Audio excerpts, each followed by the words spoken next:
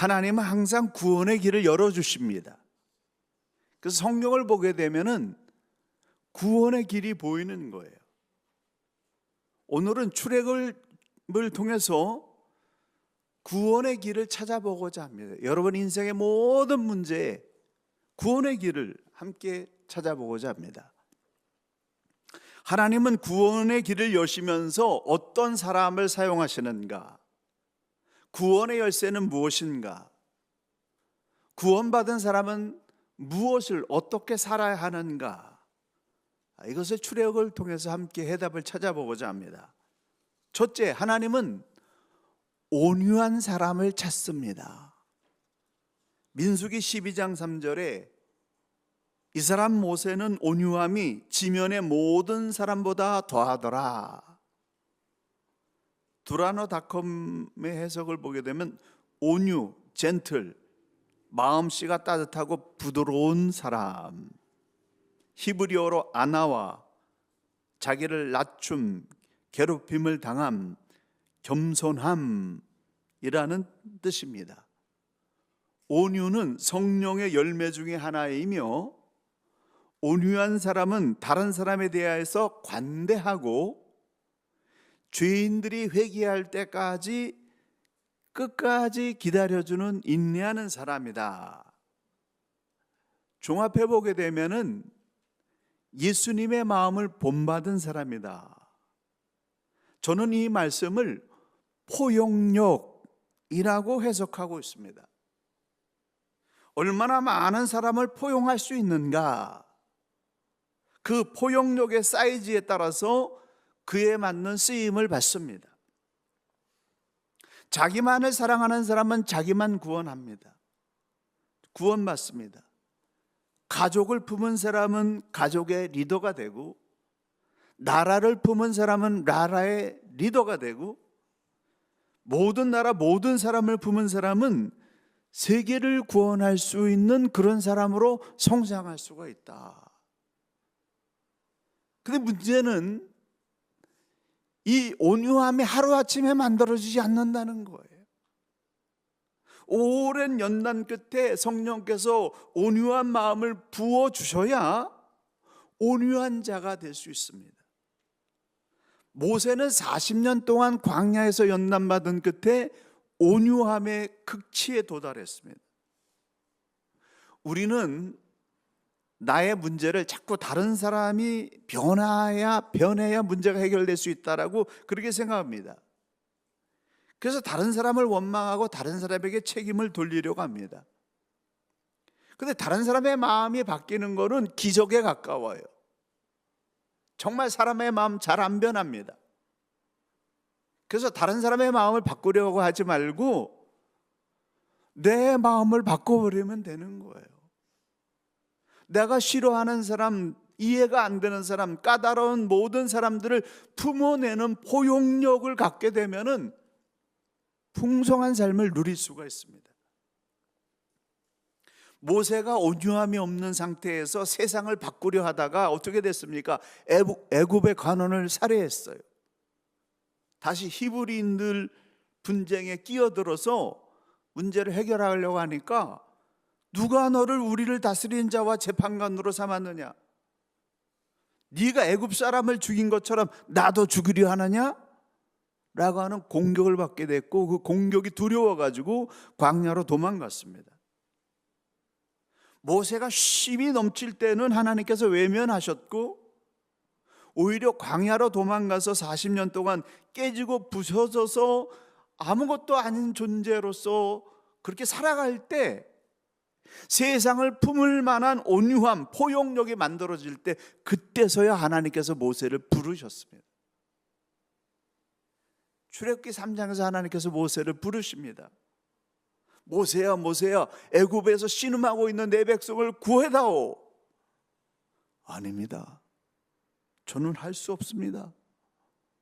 보낼 만한 사람을 보내십시오. 달라졌어요. 그렇게 쓰임받기를 원했고 지도자가 되기를 원했고 히브리인을 구원하려고 하는 그런 사람이었는데 아닙니다. 저는 아닙니다. 보낼 만한 사람을 보내십시오라고 하는 겸손한 자로 변화되었다는 거예요. 하도 거절하니까 하나님께서 화를 내실 정도로 그렇게 사람이 바뀌었습니다. 사람은 사람을 바꿀 수 없지만 그러나 전능하신 하나님은 사람을 바꾸시는 줄 믿으시기 바랍니다. 다시 민수기 12장 1절에 보게 되면은 모세가 구스 여자를 취하였더니 그 구스 여자를 취하였으므로 미리암과 아론이 모세를 비방했습니다. 그랜드 종합주석의 해석을 보게 되면 이 구스 여자는 누구냐면은 십보라가 죽은 후에 출애굽을 할 때 여러 민족이 함께 출애굽했는데 그 중에 한 사람인 에디오피아 여인과 재혼을 했다, 이렇게 해석하고 있습니다. 그래서 뭐 할 만한 그런 일을 한 거예요. 근데 그 이유를 빌미로 미리암과 아론이 여호와께서 모세와만 말씀하셨느냐? 우리도 말씀 받았고 대화했고 모세와 똑같은 자격이 있는 사람이다 라고 하는 이유를 들어서 리더십의 욕망을 드러냈습니다. 실제로도 미리암은 하나님의 말씀을 대변하는 선지자였고 아론은 대제사장으로서 모세와 함께 하나님의 음성을 직접 듣기도 했습니다. 근데 자리는 하나님께서 맡기시는 것이다 라는 거예요. 우리가 담임 목사님 자리를 찾고 있습니다만 이 자리요, 하나님이 예비해 놓은 사람이 있습니다. 자리는 하나님이 결정하는 거예요. 사람이 욕심낸다고 되는 일이 아닙니다. 백성들을 인도하는 최고의 지도자의 자리는 하나님께서 모세에게 맡기신 거예요. 미리암이나 아론은 자신감이 넘친 나머지 모세의 자리를 탐내면서 넘어서려고 했습니다. 권력의 욕망을 드러냈습니다. 그런 상황을 훤히 다 보고 있는 모세는 아무 말도 하지 않았어요. 아무런 대꾸나 저항도 하지 않았습니다. 그래서 12장 3절 이 사람 모세는 온유함이 지면의 모든 사람보다 더하더라 라는 말씀이 나온 것입니다. 곧 이어서 주동자 미리암의 나병에 걸려서 살이 반이나 썩어 들어가는 이 죽을 병에 걸렸습니다. 그러자 민수기 12장 11절에 보게 되면은 모세가 여호와께 부르짖어 이르되 하나님이여 원하건대 그를 고쳐 주소서 라고 간절히 기도하니까 모세의 기도를 들으시고 미리암을 진영 밖에 7일 동안 갇히게 하신 다음에 치료해 주셨습니다. 다시 출애굽기 32장에 보게 되면은 모세가 시내산에 올라가서 하나님의 말씀을 받고 있는 동안에 그 3개월을 기다리지 못하고 산 아래에서 백성들이 금고리를 모아서 금송아지를 만들어 놓은 다음에 이게 우리를 애굽에서 인도해낸 우리의 신이다 라고 선포하면서 먹고 마시며 뛰놀고 축제를 벌였습니다.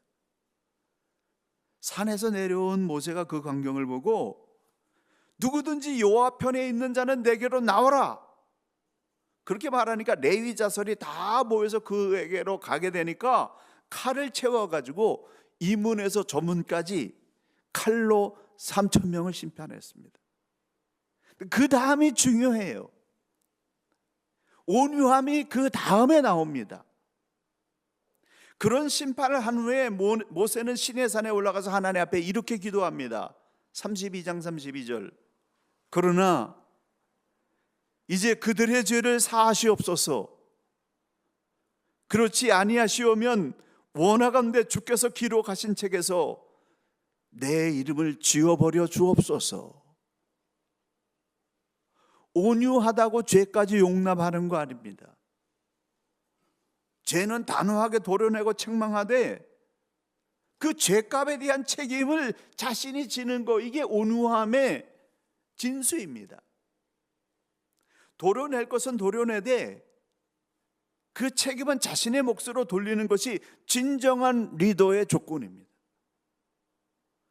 모세는 40년 연단을 통해서 불같은 격정적인 이 원망과 분노가 쏟아지는 그 모든 것들을 다 받아내면서 낮은 자리로 내려갔습니다. 엄청난 포용력을 갖게 된 거죠. 온유함의 성숙함, 그 성숙함의 깊이만큼 쓰임받습니다. 그러므로 이 모세의 온유함을 사모하면서 설사 까닭없이 나에 대한 비난이 쏟아지고 억울함이 극에 달할지라도 끝까지 참고 견뎌내면서 불의를 보았을 때는 과감하게 수술하되 그 책임을 내 몫으로 감당해내는 큰 포용력의 사람들 되시기를 예수님의 이름으로 간절히 축원합니다. 두 번째로는 이 어린 양의 피, 은혜만이 우리를 구원할 수 있습니다. 출애굽기 12장 13절, 내가 애굽 땅을 칠 때에 그 피가 너희가 사는 집에 있어서 너희를 위하여 표적이 될지라. 내가 피를 볼 때에 너희를 넘어가리니 재앙이 너에게 내려 멸하지 아니하리라. 내가 피를 볼 때에 너희를 넘어가리라. 이 구절이 가슴을 뛰게 합니다. 그래서 이 출애굽의 하이라이트는 어린 양의 피예요. 모세가 바로 왕에게 가서 하나님께서 내 백성을 보내라고 말씀하셨습니다 라고 전하니까 60만 명의 노동력을 어떻게 포기해요? 완강히 거절하는 거죠. 그래서 돌림병, 악성종기, 우박, 메뚜기 재앙 등으로 9가지 재앙을 몰아쳤지만은 바로 왕은 굽힐 수 없었습니다. 그래서 하나님께서 결정적인 마지막 10번째 재앙을 준비하셨습니다. 애굽 땅에 사는 모든 짐승이나 사람의 처음 태어난 장자는 죽임을 당하는 장자 심판입니다. 근데 그 재앙을 피할 수 있는 유일한 길은 자기 집의 삼면에 어린 양의 피를 바르는 거예요. 내가 피를 볼 때 너희를 넘어가리라. 여기서 넘어간다는 영어로 패스 오버. 그래서 6월절의 명칭이 합쳐서 패스오버예요. 어린 양의 피가 있는 집은 살고 피의 흔적이 없는 집은 처음 난 모든 것들이 다 죽임을 당한 그날이 첫 번째 6월절이고 이스라엘이 탄생하는 원년 첫날이 되었습니다. 이 어린 양의 피는 갈보리 언덕에서 인류의 모든 죄를 대신 갚아주신 예수 십자가 보혈의 피를 예표하는 거예요.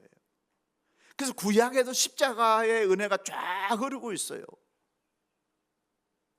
어린 양의 피가 있는 사람은 살고 어린 양의 피가 없는 사람은 구원받지 못합니다.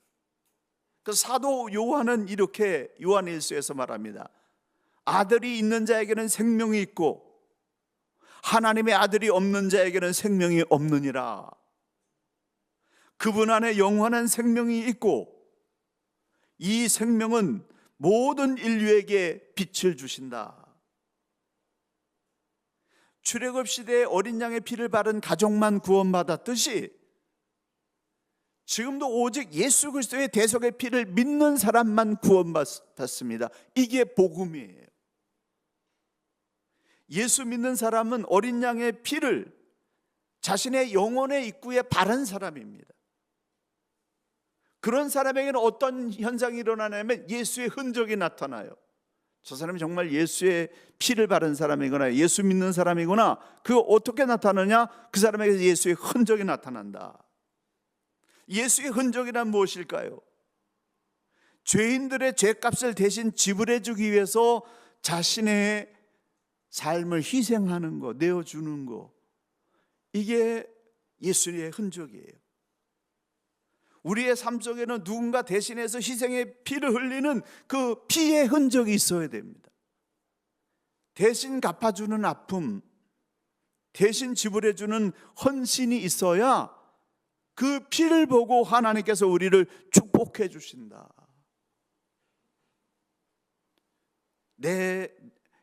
출애굽기 12장 13절, 내가 피를 볼 때 너희를 넘어가리니 재앙이 너에게 내려 멸하지 아니하리라. 하나님은 피를 보고 넘어가십니다. 예수의 보혈을 보고 넘어가십니다. 근데 이것은 조건이 없어요. 무조건적이에요. 피가 있으면 하나님이 용서하시고 구원하십니다. 무조건적인 은혜이기 때문에 그 은혜 안에는 내 공로가 하나도 없어요. 오직 예수의 대속의 피 때문에 용서받고 풍성한 삶을 누리면서 영생까지 누립니다. 오직 은혜로만 구원받습니다. 그래서 진짜 예수를 믿는 사람은 흔적이 나타나는데 대신 갚아주는 흔적이 있고요. 그 다음에 뭐가 있냐면은 내 공로가 없어요. 공로 자랑이 없다는 거예요. 저도 한때는 그래도 내가 뭐 애를 써서 교회도 일구고 뭐 이런 일도 하고 뭐 했는데 라는 공로의식이 있었는데요, 은혜 깨닫고 나니까 다 하나님이 하신 거예요. 내 공로 아무것도 없더라고요. 그래서 다 내려놨어요. 그러니까 어떤 현상이 일어났냐? 완전한 자유인이 됐습니다. 자유함을 누리게 됐습니다. 그렇기 때문에 내 안에 공로 자랑이 없어져야 됩니다. 그래도 내가 좀 괜찮은 사람이라서, 내가 좀 능력 있는 사람이라서, 그래도 내가 다른 사람보다는 좀 잘난 부분이 있는 사람이기 때문에 하나님께서 복을 주신다라고 하는 이 착각에서 완전히 빠져나와야 됩니다. 내 공로는 없고 오직 주님의 은혜로 내가 이렇게 삽니다라는 그 고백이 있는 사람에게 영적 자유함이 있고요, 그런 영적 자유함이 있기 때문에 다른 사람의 흉엄을 봐도 용서가 되는 거예요. 품어주는 거예요. 모세가 비스가산 언덕에서 가나안 땅을 바라보면서 꿈에 그리던 가나안 땅에 들어가고 싶었지만은 하나님께서 여기까지, 너는 가나안 땅에 들어가지 못한다. 사명을 끝내고 여호수아에게 리더십을 인계하라고 주님이 말씀하셨습니다. 40년 동안 그렇게 열망을 했는데, 40년 동안 그렇게 모든 사람들의 원망을 견뎌내면서 여기까지 왔는데 하나님께서 여기까지 라고 말씀하시니까 그대로 순종했어요. 그래서 모세의 시신이 없습니다. 모세의 무덤도 없습니다. 그 어떤 흔적도 없습니다. 내가 했다라고 하는 공로의식이 사라져야 세상을 품을 수 있는 큰 사람, 영원한 자유인이 될 수 있다라고 하는 사실입니다.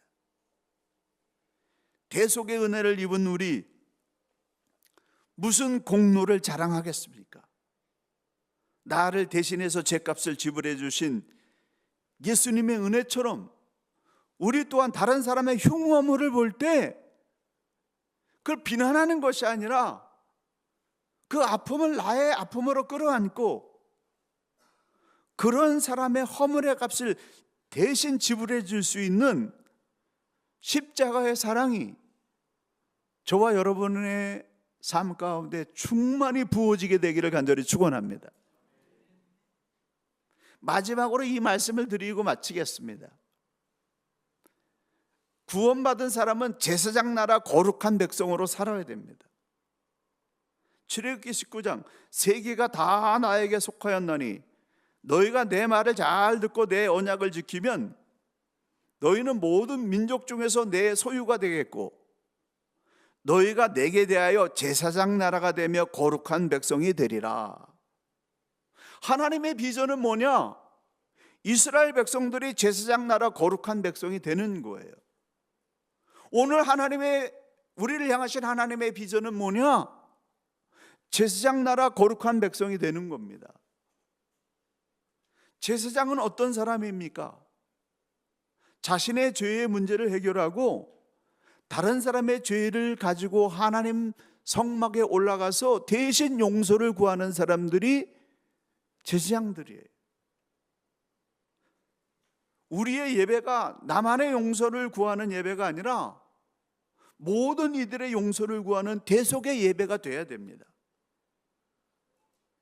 제사장적 예배가 일어날 때 레위기 26장의 약속이 이루어지게 되는데, 곡식이 떨어지지 않을 것이요 전쟁이 일어날 경우 아군 5명이 나가서 싸워도 적군 100명을 이길 것이요 100명이 나가서 싸우면 10,000명을 상대해도 이기게 될 것이다 라고 하는 약속이 있습니다. 이 약속이 이루어진다는 거예요. 예수 믿는 사람 100명이 나가서 싸우면 10,000명을 상대한다는 거예요.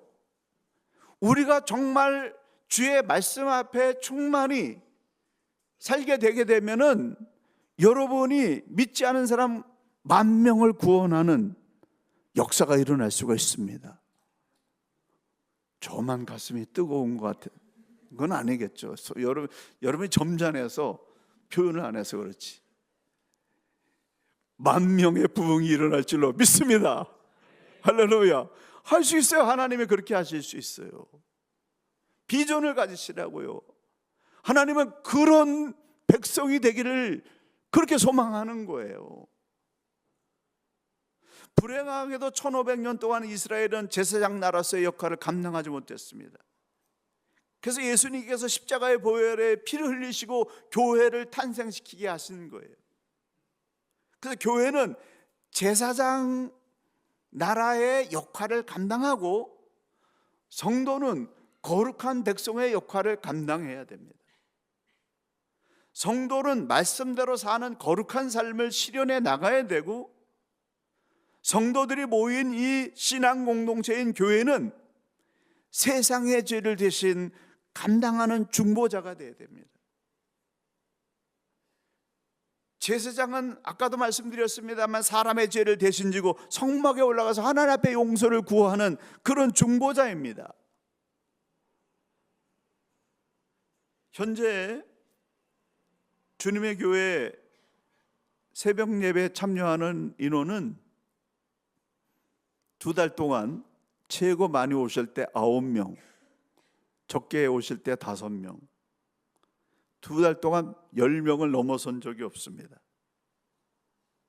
중보 기도를 꼭 교회에 와서 해야만 하는 것은 아니지만, 교회 공동체가 생명력이 넘치고 영적으로 먹을 것이 풍성한 그런 생명 공동체가 되려면은 교회에 기도가 쌓여야 돼요. 참 놀라운 일은 집에서 기도하는 거하고 성전에 와서 기도하는 거하고요, 그 깊이가 너무 달라요. 근데 제가 우보를 하면서 보니까 새벽 예배 드리기가 너무 힘들더라고요. 또 어떤 분들은 직장의 시간이 새벽과 겹쳐서 나올 수 없는 분들이 계세요. 그런 분들은 어쩔 수 없어요.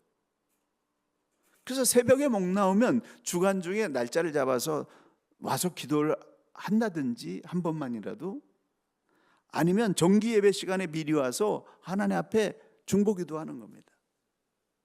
하지만 이 새벽에 나올 수 있는 분들은요, 좀 힘을 내야 됩니다. 현재 작년 출석 인원이 120명, 교회학교 30명, 총 150여 명이 출석하는 가운데 있습니다. 10명을 한 사람이 중보한다 할지라도 12명에서 15명은 좀 오셔야 돼요. 생존을 위해서는 이 정도 와야 됩니다. 근데 생존을 넘어서 하나님의 기적적인 그 성령의 초자연적인 은혜와 능력과 사건과 축복이 일어나려면은 중보기도자 100, 아니 놀라지 마세요, 100이라고 했어요. 중보기도자 15명 이상은 여러분이 넘어서야 생존을 넘어선 그런 역사가 일어날 수 있다라고 하는 겁니다. 말씀은 목회자의 책임이지만은 기도는 누구나 할 수 있습니다. 지금 담임 목사님이 공석이기 때문에 이 문제를 해결하는 것이 주님의 교회의 가장 큰 급선무예요. 담임 목사님이 세워져야 부교역자들도 담임 목사님의 비전에 맞춰서 비전을 세울 수 있고, 또 외부에서 담임 목사의 비전에 맞는 부교역자들이 찾아올 수 있는 것입니다. 청빙위원회 계획을 보니까 8월 말까지 후보 등록을 받고 10월 말 혹은 11월 초에는 최종 결정이 날 것 같은 계획이 그렇다는 거예요. 당겨질 수도 있고 늦춰질 수도 있겠죠. 근데 거의 1년간의 공백이에요. 제가 보기에 그동안 이걸 견뎌내는 여러분의 저력도 참 대단하다. 저력도 대단하지만 이 앞으로 5, 6개월이 더 여러분 중요합니다. 그때까지 이겨내고 견뎌내고 살아 역사하는 그런 일이 일어나려면 교회를 위해서 중보 기도해야 됩니다. 그래서 그 무엇보다도 중보 기도자들이 기도 자원이 절실한 상황이에요. 그래서 여러분에게 부탁드립니다. 교회에 와서 딱 앉으면 뭐부터 기도하냐면 담임 목사 청빙을 위해서 기도하십시오. 그러면 여러분의 기도가 모이고 쌓여서 하나님을 감동시키고 모세처럼 잘 준비된 자를 하나님께서 보내주실 줄로 믿습니다. 그 여기까지 잘 견뎠어요. 오실 때까지 여러분 기도의 힘을 모아야 돼요. 그래서 여러분 모든 기도의 1순위를 모세와 같은 요셉과 같은 그런 준비된 자를 보내달라고 하나님 앞에 기도하시라는 겁니다. 사랑하는 성도 여러분, 온유함이 준비되면은 사람을 이해하고 세상을 품을 수 있는 큰 포용력이 생깁니다. 어린 양의 피, 대속의 은혜가 임하게 되면은 다른 사람의 흉어물을 볼 때 그걸 비난하는 것이 아니라 오히려 그 흉어물의 값을 대신 갚아주는 그런 능력이 생깁니다. 그리고 교회를 위해서 간절하게 기도드리는 그 기도가 모이고 쌓이게 되면은 새로운 시대, 새로운 역사를 열어가는 주님의 기회 여러분 모두가 될 줄로 믿습니다. 기도하시겠습니다.